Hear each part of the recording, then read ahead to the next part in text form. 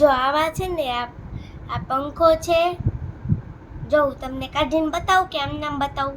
કાઢીને બતાવું? ઓકે. અને જો આ પંખો છે અને આ ડીસી મોટર છે. અને આ બેટરી અને આવડું આનું નામ નથી આવડતું.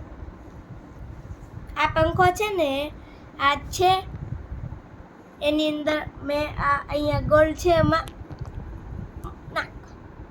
હવે આવડું આ દેખાય છે હે, એમાં આ એક છેડો નાખો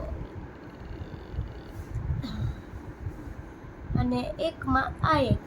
અરે એક જ મિનિટો, આને બહાર દેવું પડે.